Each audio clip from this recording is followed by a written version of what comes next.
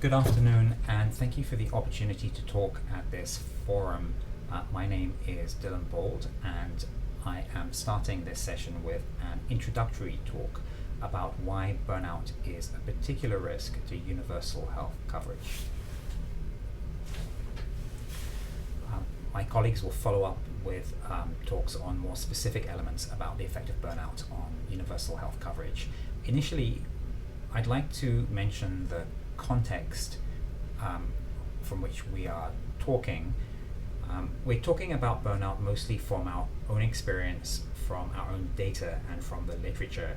We note that our own experience and data with respect to this topic is largely limited to East and Southern Africa, and that the literature on burnout in Africa across the continent is scarce compared to the vast literature in burnout that comes from high-income countries.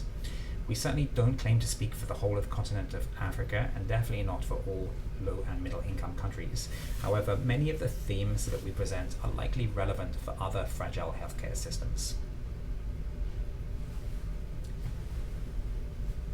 Burnout is well known as per the three-factor model developed by Maslach and colleagues of a combination of emotional exhaustion, decreased personal effectiveness, and cynicism, or a negative perspective towards patients and other healthcare workers.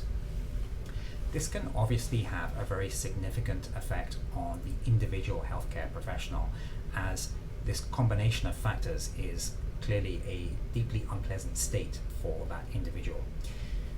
It represents a form of loss for an individual healthcare worker, as it's really within the perspective of somebody who was usually previously idealistic and passionate about their profession, about helping others, who becomes jaded and cynical, feels like they're not achieving what they want to achieve, and broken down through emotional exhaustion at the end of the day. Even turning up at work at the beginning of the day feeling already emotionally exhausted. This psychological harm to the individual can go on and affect the healthcare worker's family and social circle, and is often associated with many other negative mental health issues, including chronic physical fatigue, depression, anxiety, moral panic, and even post-traumatic stress disorder. Burnout also has an effect at the level of the system, and the more people in a healthcare system who are burned out, the more likely it is that the negative effects of work on people's psychological and social status are going to have negative effects for patients. So failure to achieve goals and a negative perspective to patients are a fundamental part of the three-factor model as presented, and really one of the main reasons why burnout can harm patients across the healthcare system. Increased prevalence of burnout makes it much more likely for patients to come to harm, as well as the fact that many of the factors that cause burnout, like overwork or understaffing, are directly harmful to patients themselves. It's easy to see how cynical healthcare workers can potentially have a negative effect on both their other colleagues, and also can just negatively affect the culture of healthcare, either in an institution or in a smaller group within an institution. And burnout is a problem everywhere in the world. There is a huge amount of literature in so-called high-income countries noting that burnout is, by many accounts, endemic amongst healthcare workers, negatively affecting them as individuals and their healthcare system, with a wide variety of quoted rates, often becoming worse in the COVID pandemic and post-pandemic time periods. But we would put it to you that burnout in East and Southern Africa, and probably many other fragile healthcare systems, is qualitatively different than burnout in high-income countries, because it often has different causes, it has different effects, and it likely requires different solutions. I'm not going to talk at length about the causes, because the next speaker is going to go into more detail about factors associated with burnout in East and Southern Africa. But I think it's easy to see that a fragile healthcare system intrinsically confers a higher risk of burnout because there's a very high burden of disease combined with very low staffing and poor systems of care to support those staff, resulting in a particularly high risk of burnout. I'm going to go for the rest of this short talk to talk about more details about the effects of burnout in fragile healthcare systems, and later on in this session one of my colleagues is going to talk more about the potential solutions. The context is very important.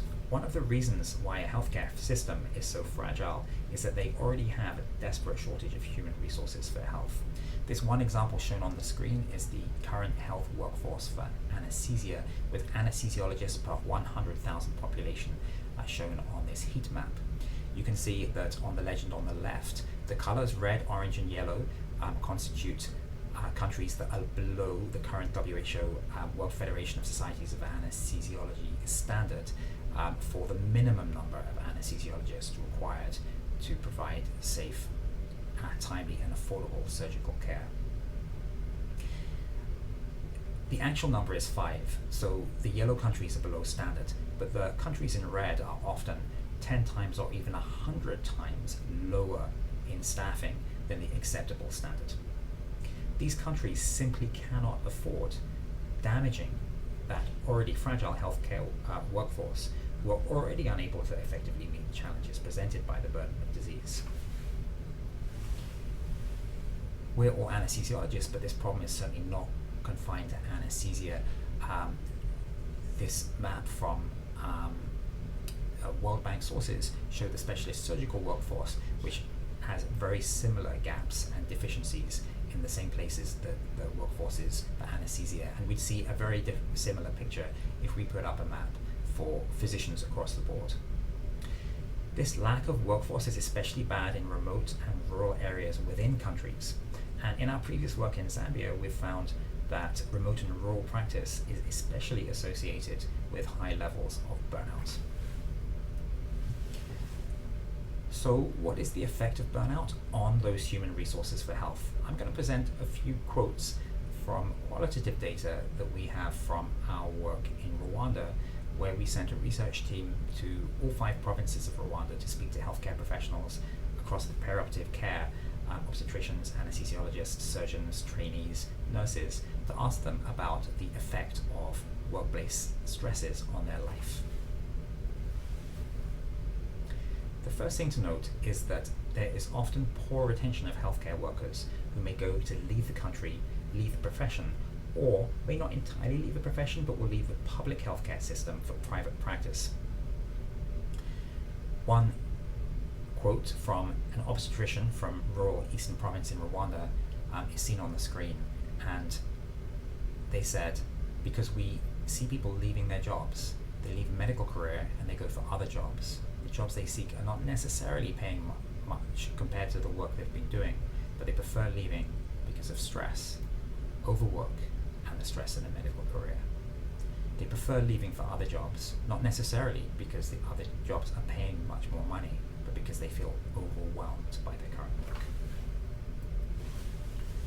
A different obstetrician, also in rural Eastern Province, Rwanda, said their performance decreases. They're no longer working at best as they did before. They even give up their job. An obstetrician from rural Northern Province in Rwanda said, people tell me, doctor, I don't know what else to do. I feel like I'm done. I don't even know why I entered into medicine. Burnout discourages people from entering healthcare, and especially from going into the professions and specialties with the poorest working conditions and the highest levels of burnout. I'd like to present to you a very, very simple model or metaphor. If we imagine a healthcare system as a bucket that requires to be full of water, which is healthcare professionals, and the taps are the ways that we often think about increasing the number of healthcare professionals through training and increasing the number of the recruitment of the number of healthcare professionals coming into whichever specialty or across the board. The other tap may be issues surrounding task shifting and task sharing, getting lesser skilled cadres led to train cadres to do tasks that are usually reserved for more highly skilled groups. But Despite the fact that we're working on opening up these taps as much as possible to increase the number of healthcare providers, to use task shifting and task sharing to improve training, the bucket is basically a colander with holes that are letting the water flow, sometimes seemingly freely, out of the bottom. The healthcare system simply cannot afford to lose these workers, let alone lose the teachers and mentors and supervisors who are amongst the burnout, who are the senior workforce who are leaving because of burnout. This is a very simple metaphor, but I'd like to ask you to consider how many people are actually working on plugging the holes and preventing the burnout compared to the number of people who are thinking about increasing training and increasing numbers of people coming into various professions. There's an imbalance between the investment in keeping our health workforce healthy and well compared to increasing their number initially. And I'd ask, if we had a bucket like this we were trying to fill with water, would anyone's suggestion to fill the bucket just to open the buckets, the taps even wider, or to add an extra tap and leave the bucket as it is? What is the effect of burnout on the quality of care? Again, I'm going to present a couple of quotations from healthcare professionals that we interviewed in Rwanda. One anesthesiologist in an urban part of the northern province of Rwanda noted poor motivation and healthcare professionals becoming even resentful and angry before patients, saying, "The family said they don't have money. I was frustrated. Our patient died. You become less sensitive to people who are sick. You feel that you're not sympathetic." An anesthesia resident in Kigali noted, "A nurse, you see him not caring for the patient. You see him like he or she may leave in your room and go like home without telling you where they're going." A registered nurse in a rural part of the eastern province of Rwanda said, "Patient is experiencing," and you see the doctor, he doesn't care. He doesn't care about that patient who's in pain.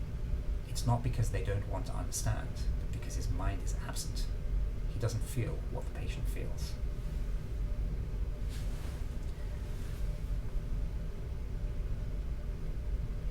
So despite the fact that the three-factor model is quite well applicable to many contexts internationally, the experience of burnout is often qualitatively different in fragile healthcare systems that can poorly afford to lose what is already a very small number of healthcare workers. We think that we should be seeing burnout differently, and one of the later talks will go into more detail about solutions, but we believe it's likely that the solutions required are quite different from high-income countries. One of the cliches about burnout is that resilience depends on the individual and is an individual competency, and often people are recommended seemingly simple interventions like yoga or mindfulness or just spending more time in nature to cure burnout. However, the causes and effects of burnout are so different in a fragile healthcare system as to a high healthcare system. I think it's unlikely that this kind of intervention is a solution for the problems that we see, and we need to look in different directions and make very different investments. The interventions for human resources for health have tended to focus on increasing the number of healthcare professionals through training and through upskilling. There's much less focus on making sure those healthcare professionals remain happy and motivated.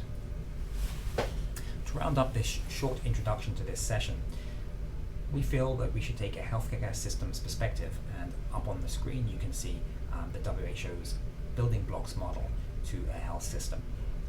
To achieve universal healthcare coverage, we need strong healthcare systems, and human resources for health are an essential part of healthcare systems at every stage. It's not just the health workforce, but the human resources for health also have a vital role for leadership and government. Many of the other factors of this healthcare system are causes of burnout, like lack of access to medical products, vaccines, and technologies, lack of ability for safe service delivery, and these issues are very much interrelated. To strengthen healthcare systems, we need to work on all the building blocks, including human resources for health, as well as supply chains, leadership, information technology, financing, etc. Healthcare system is incredibly complex, and the people in the workforce are the leaders, and we need those leaders to remain motivated to be change agents and to work towards quality improvement and strengthening the capacity of the healthcare system. Burnout undermines all of this. Weak healthcare systems are, of course, by definition, beset by the factors that carry a high risk of burnout, as we will hear in the next talk.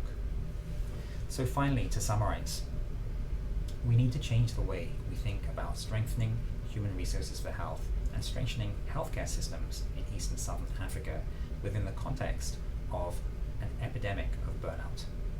Maintaining a healthy workforce needs to be an equal priority with recruitment, training, task shifting, and sharing. This has potentially a very significant cost, financial cost, which must be financed. And if we fail to consider this and fail to adequately finance maintaining a healthy workforce, we will pay the cost of that workforce leaving the workforce, or we will pay the cost of a deteriorating quality of care. Thank you very much for your time. I'm happy to take questions, and we will have also further presentations on these issues.